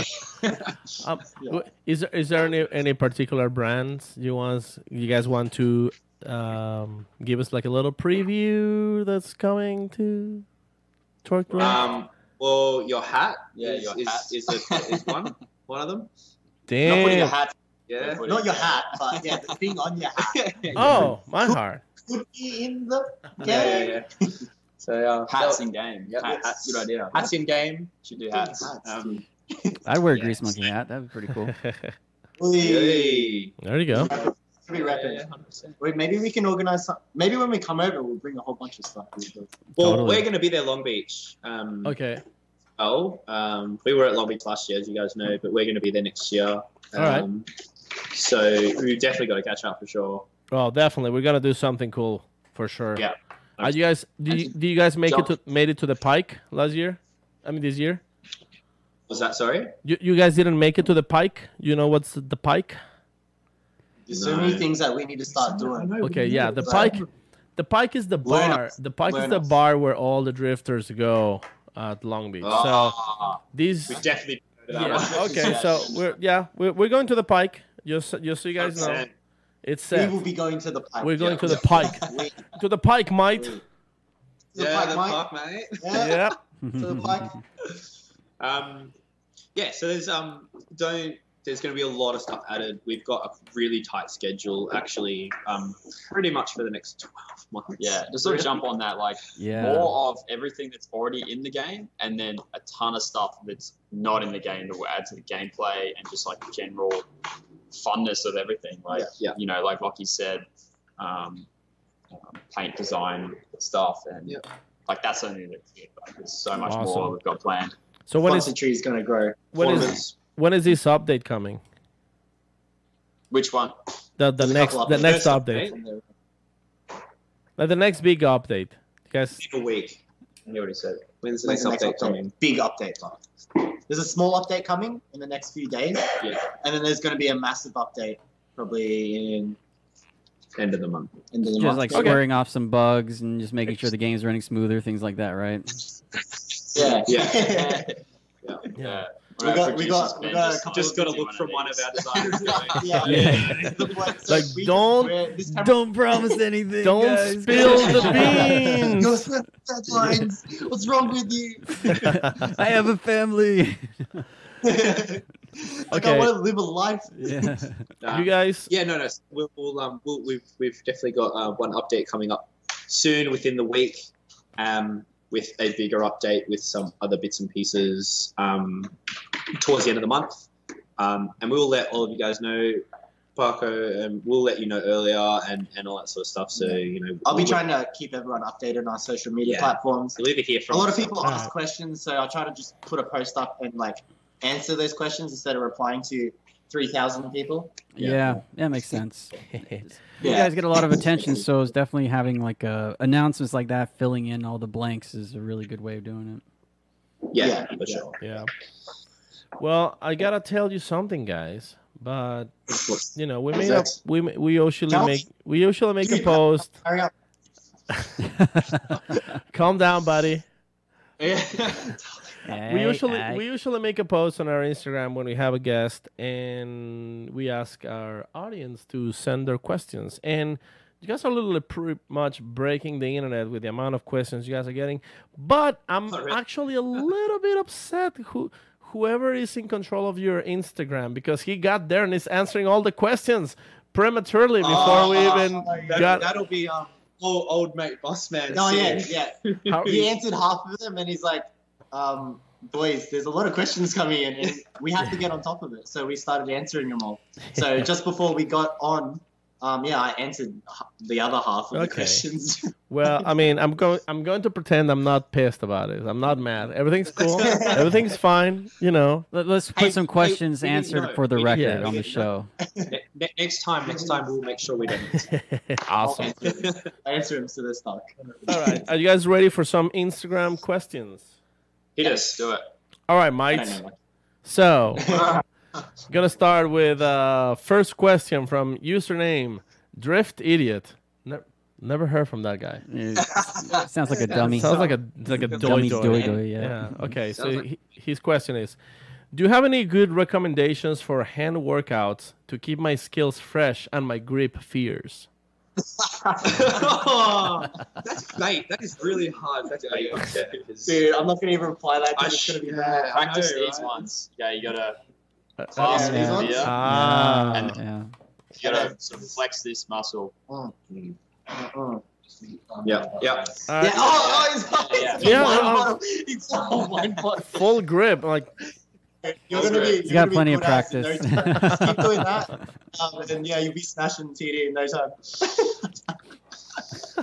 Just get everyone to become alcoholics. That's how you become a drift king at Torque Drift. Associate myself with anything like this. TDK. We have a question from our very faithful, long-time listener, first-time messenger, Macho Man Randy Sanchez. So, I've been fully torqued for a week now. Should I go see a doctor? No. Yeah, stay plugged in, mate. Stay plugged in. As long as you can. Doctor's not necessary. Just close all the blinds in your house, lock every door, and just sit in a dark room and just smash it. The more you play, this is how it gets you. The more you play, the better it actually makes you. It'll make you feel so much better and everything. Just be like. It's a path to enlightenment, is what they're saying. It's just, you got to finish the game. Do you even have Obama? Was it Obamacare? Whoa! Let's not get political here, bro. We just had our midterms yesterday. We're still kind of getting over the whole voting bullshit. Yeah, we're done. Yeah, it's the bullet. No, don't cut it. I made the mistake of cutting mine, and I had a really nice mullet going for Brian, a while. you're not allowed to overhype your own mullet. No, I'm just saying I'm appreciating his. That's what I'm saying. My girlfriend wants me to cut it off, dude. They're starting to GoFundMe to cut it off. I'm like, no, I don't want this. Well, there's a difference between cutting it off and maintaining it. She better do something special for you if she wants it done. I can't really complain. But I want to keep the mullet, man. I feel like I got something good happening for me. Dude, you know what I mean? it's like just write it out. You look 100% like an Australian hoon. Yeah. Who's you're the poster boy. Exactly. Keep it. All right, question. Keep it. All right. Question from Max Frolic. Max Frolic always sends good questions. Thoughts on going to console? Yes. Yep. Okay, if real quick, if you're going to console, encouraging wheel support. Yes, that was my next bit. If I could turn the camera around, we'd show you. Yeah, we have a simulator set up. Sure. Let's do that real quick. Turn the camera around. Sure. Yeah, show us. I mean, I'm not sure if you can see it. Damn, what a dump. That's the kitchen. Oh, there it is. I see it. Right there. What? Nice. Okay, so Max Frolic, you just revealed what's coming. Torque Drift. The rest of the office. Yeah, and the rest of the office. All right, this is a question from Hot Dog Slinger 69XX69420. Are you gonna do loot boxes? Bullshit. What's loot boxes? Good. Don't even Perfect. ask. Exactly. That's the exact answer. That was the right answer. Yes. You there was a test. You passed. You're good. Okay, cool. Wait, thank you. Yeah. Next question. It's not Crash Bandicoot, bro.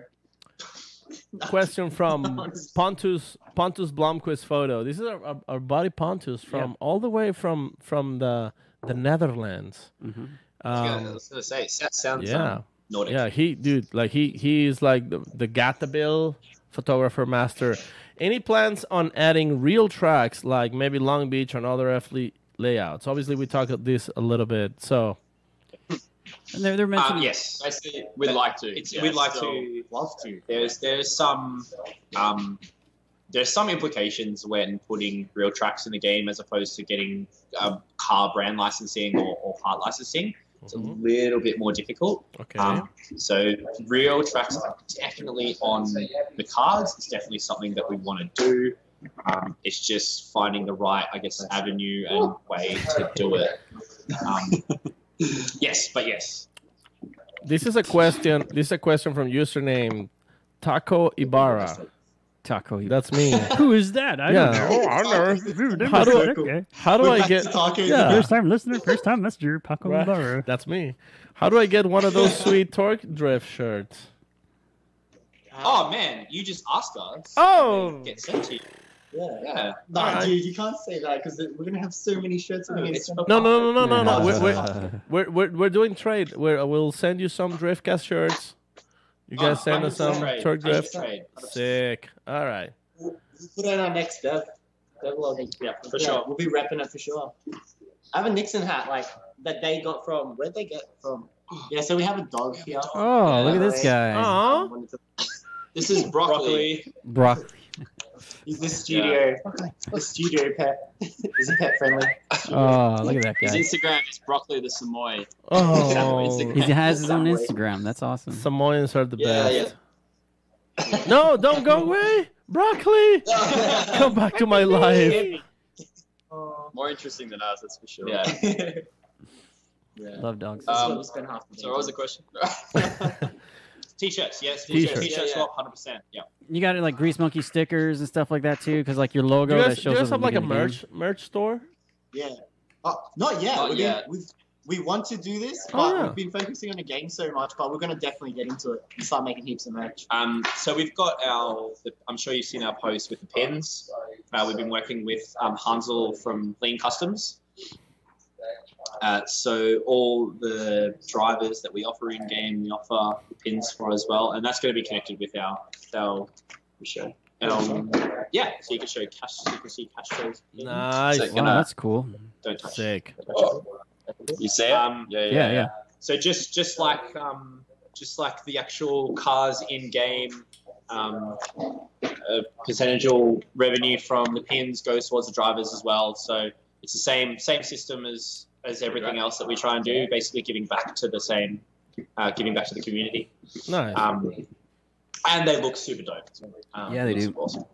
So yeah, we're definitely going to have a collective merch store with hoodies, hats, t-shirts, stickers, Down DC stuff, Kinagawa stuff. All the merch.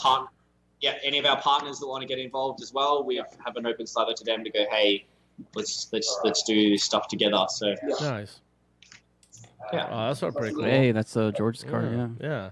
Which, by the way, big shout out to our buddy Javier Oquendo from Hota Design, Hota Automotive, because he's done some of your our splash screens. the splash screens, and he's done some. He did my renders as well for like that's my C3 2JC project going on right now. Nice. Dude, that thing's mental. Oh, yeah, so mental I even dropped my phone. Technical difficulties. Yeah, Javier is a man. I was so pumped when I found out that he's the guy doing your splash screens. So For sure. Yeah, he's a legend, dude. Dude, Yeah. that looks sick. So shout out to Javier. Shout out. And let's see. We have a lot of questions, man. Yeah, keep asking. This is not a question, it's more like a shout out from at Modified Performance. That's pretty much George. Yeah, that's Yeah. George. George K. Just George wants to show his Kirakopoulos. There you go. You say yeah. Love you, George. Get Georgie. amongst it, brother. Top bloke. What a Yeah, legend. Yep. Yeah. He says pretty much tell the boys I said hello. Hello. Yeah, both. Hi, George. Hi, Denise. Both legends. Both Loving great the- to work with. They're Yeah. amazing. Yeah, they're awesome. I have a interesting question right here from Kragan 1019. Tell them to make a penalty for assholes that cross over into your lane 1 foot off the start. Also, make it give you points for passing, crash / shitty drivers on the following run. Thanks. LOL.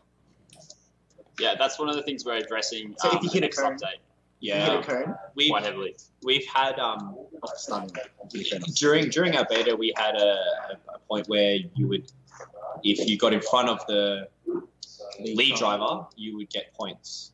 That was kind of an unbalanced system, and it's kind of a really hard thing to encourage players to do quality leads that therefore leads to quality chase runs. Trying to incentivize players in the right way, and then penalize players in the right way where it's not too demanding or it's not too harsh. So we've gone through a bunch of balancing stuff with that for this update, and we feel that some of that's going to change it quite effectively. The lane one, I don't think we're going to be able to stop people from driving over the road. But point system is spot on. There's definitely some updates that need to happen to the way the scoring works.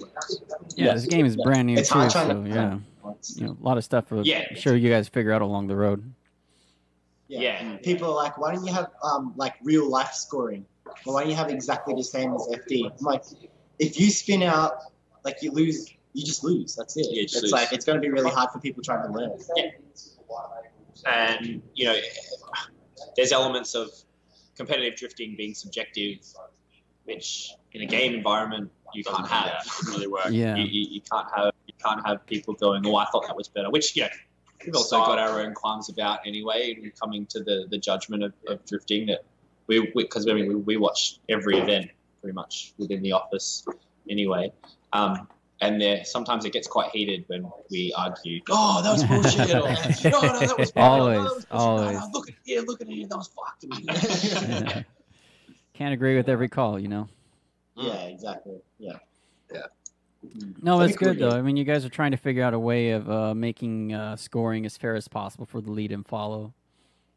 Yeah, definitely. Any other question? Yeah, I'm sorting through the questions right now. Actually, I've answered a couple of these questions. Brian, I have a question. With in regards to implementing like the kind of physics that the cars behave in based on the inputs, like from when you actually push the button on the phone to the point when the car actually behaves. Was this something that you guys had to kind of work through a lot in trying to create a more linear or more of like a natural flow, so people start playing more on reflex and based on their inputs than say just trying to just get the right combination at the right time, and there's no real aspect to what they're doing. They're just making the car go where it needs to go just because they hit the right combination at the right time at the right part of the track. Whereas what I have always liked, and I feel like you guys are having this, is a more of an intuitive flow. So wherever you are on the track, you can do something to adjust, manipulate, extend, or reduce your angle. Is this something you guys were focusing on to begin with? Yeah, for sure. Because that's the simulation kind of aspect of it. You know what I mean? Yeah. Like you can adjust within it, but at the same time, if you've got a low-powered car and you pick the wrong line, you're not going to be able to drift that whole corner. And that's just like in real life. But then people complain about it. But it's like, that's in real life. You have to pick the corner. You got to sacrifice a little bit of angle to be able to keep that momentum to get through that corner. That's how it works in real life. Yeah. Okay, and in essence, then this is kind of like almost like your mission statement in some way of this game is trying to implement that kind of realism in people to understand that that's the goal of the game, is to give you that feel of realism, but still being able to be enjoyed. To let people know, like, drifting on walls or drifting on doors isn't an easy thing to do. And if you can do it in our game, it's like, that's a bit of, you know what I mean? You get a bit of respect. Yeah, it's a little bit more of a skill to it. Yeah, it's not like you just jump on and then you can just run doors and be like, yeah, that's awesome. That's so much fun. It's like you got to build up to that. You got to get that level up. We definitely had an idea of how we thought it should have been. And then we went to Long Beach. And then we got to sit in an FD car. Oh, wow. Yeah. Going around Long Beach. So we were there for the media really? day. Yeah, so we were there for the media day. So I sat in with Ken Gucci. Billy sat in with Justin Pollock. I wasn't there. He wasn't there.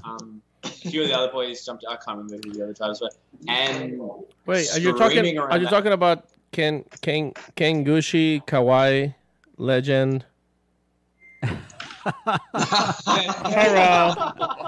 Yeah, that's awesome. That's good. That's Sorry, Ken. But so what was that experience like? Up to Long Beach, we kind of had this idea of how the track layouts were, from where the clipping point positions were to the way we balanced the cars in terms of power and all these kinds of things. Going, we're pretty happy with what we've got here. This is the max, or this is the limit we're on. Yeah. And then we sat in those cars and you got to experience that, and that was like, righto, our cars are not fast enough. We do not have enough dexterity in the car's ability to move around a corner, and there's not enough options. So we kind of essentially broke things down to quite a different level, and then rebuilt it back up after that with a different mindset, to kind of have this balance between just if you do pick the wrong line and you're not necessarily going the best, if you've got the power or if you've got the know-how of how your car is handled, where the weight is, that you can get yourself out of it. Because I've seen him do that. Yes. I've seen him reverse entry coming into a corner, being like, done a few things, know where his 33 is going to roll, and bang, and he's fine. And that's something that we really, I definitely wanted to capture, and then the team wanted to capture with that level of detail in the car's handling. I'm curious though, because of your experience, all of you have ridden in drift cars, some of you driven drift cars before going to Long Beach, and then now that the two of you have rode in a pro car, what was your biggest noticeable experience, the biggest differences you noticed from your previous riding and driving experience to going into a pro car like that? That gave you this impression, because it made a huge impression on you guys, obviously. So something you experienced in there after, like, was it a couple of passes you guys went in, or what was it that stood out to you? Just one pass made you change the game. That's really impressive. For me, I mean, I can't speak for Billy, but for me, it was two things. One was the G's that you pull. The acceleration that you pull that quick was just, the grip level would be insane. Like, I've pulled G's before in rides and other bits and pieces, and done some pretty skydiving and shit like that, and that's fine. But that, to me, that was a big shock. But also the stability that the car is just like clutch kick, bang, brake, and it just sits in this position, and it's just stuck there, and it's just like, okay, that's how we're just going to go. And then we're going to moderate throttle, and then we're going to brake again, turn, clutch kick. And I'm trying to, sounds like I'm super playing drifting. No, you're recalling the experience, though, which is great. Yeah, for me, that was the big thing. And the audio. The sound, man. The sound was just... it's just it's like hearing an F-22 fly across your mind. Just like, what? Yeah, for me it was just like overall the intensity and the speed, just that overall feeling, I think, is what we want to capture. Like the craziness and in all the craziness, it's a controlled craziness. You know, you're going like crazy speed in this sideways car, like you just close to walls. Like that's just an insane combination, but it's so fun to watch. It's so fun to be in a car that's doing it, and it's fun to do. Like, see, the weird thing is I felt quite safe. I felt safe, so safe. It just, and I don't know if it was just a level of trust of a professional driver, but probably. But even so, it was just it felt like chaotic, but as you say, controlled chaos. And that's the thing is, in Talk Drift, you can run a good run, not going up against the walls and whatnot, and it's still chaotic over the place, but pushing it to that limit is just the ultimate feeling of, like, I've sat there playing when my hands are just sweating. Yeah, the satisfaction you get. I'm on like a 50k combo, and I'm like, oh yes, yeah. And I can imagine that's what that Kengushi, Gitten, these guys are feeling. They're like 50k combo. Yeah. Obviously to a much more extreme circumstance, but the same level of adrenaline and anticipation and anxiety, maybe even to a point, feeling. And the moment when I was feeling that whilst playing our game, I was like, all right, this is that box is ticked, and we've hit something quite good on nail on the head. So did you guys record? Had any kind of recording device to record the run so you could watch it later? Yeah. Oh, yeah. Okay, good. So you had something to watch back on then afterwards. Yeah. I tried to play a little bit of mine. I wanted to experience it. Full experience, holding phone, GoPro thing. But Billy recorded his, and Ben, one of our other designers, recorded his as well. I smile every time I watch it. I just smile. I'm like, that was fucking awesome. Yeah, it was crazy. Let's see. Nice. Yeah, most questions obviously you guys already answered them. Oh, here he goes. Oh, okay.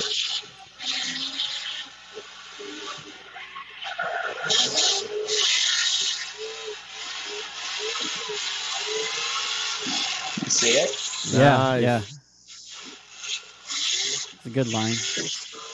Oh man, I'm just remembering now. It's just like Yeah. Nice. Was that Vaughn? Oh my god. off its head, man. One of the best things ever, like in my life. Awesome. I put it down as That's hectic. Sounds like he just didn't care. Like just whooped on it harder. And so that experience that you had there is just something you've been focused on trying to replicate into the game as in some level in controllability and excitement, and that's what your mission is with this game then. And same with walking around the event. All the brands, all the people, all the same enthusiasm that comes with it, and I think that was part of it as well. It's not just the gameplay of being on track. A large part of the part of the game is the tuning of your car. Seeing the libraries. Libraries, like seeing Forrest, and his team working on their car, right there in front of you in an open pit setup is just amazing. So people spending large amounts of time in the garage tuning their car is something that we really wanted to do, and we really wanted to focus on to make sure that how and why people were drawn back to the garage, and are they happy to go, oh, what's the next rotation in the store, like what's the next part, like, or can I get field suspension, or can I get heel, or really hang out for the brands that they feel a connection with, and then have that in their car, represent that through their libraries, represent that through how they drive, represent that through however they want, because reality is not everyone can drift professionally, but you can drift professionally and talk drift.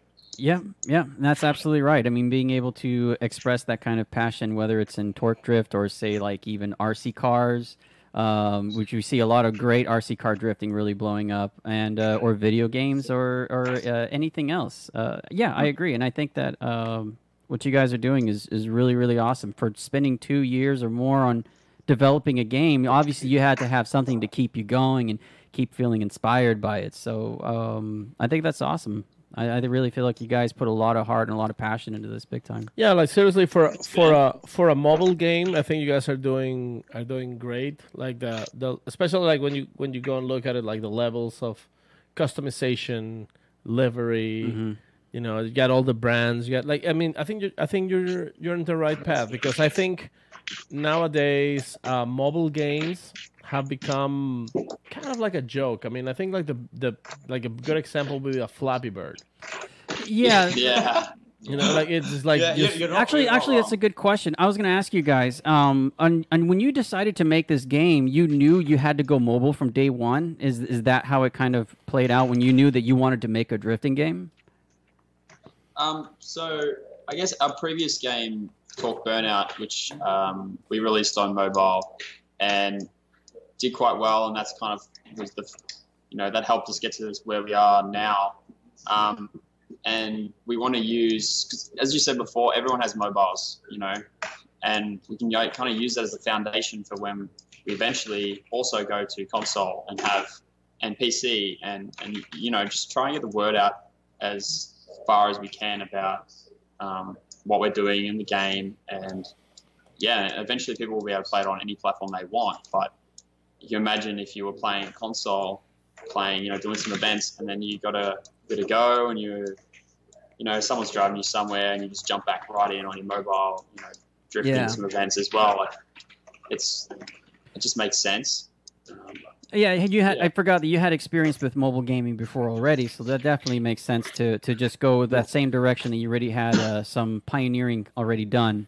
And you guys mentioned already about ambitions for console release in the future, which I'm really excited for, because then I'm really going to get into that. So if you guys need anybody to do some beta testing with the wheel, I would be honored to do that. Guys on the beta testing group that we have, our internal group of people that we that are pretty good. So we'll definitely include you guys to that.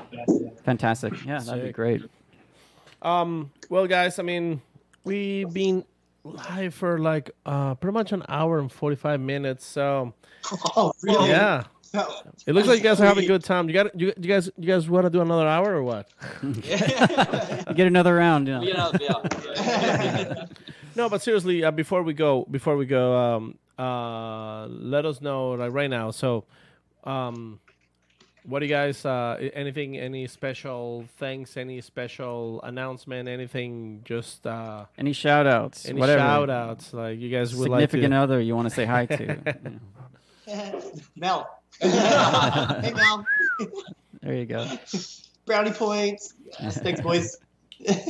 No, I reckon just everyone getting involved with everyone who's played the game actually, and especially the guys on the beta. Everyone who's played the beta, they helped a lot. People behind the game, like it's it's come out, it's worldwide, but it's only going to get better and better, and just the support of the people who are playing it. It's just like you guys, everyone giving us feedback on our social media platforms. That's awesome. Actually, there's a bunch of people I do need to thank.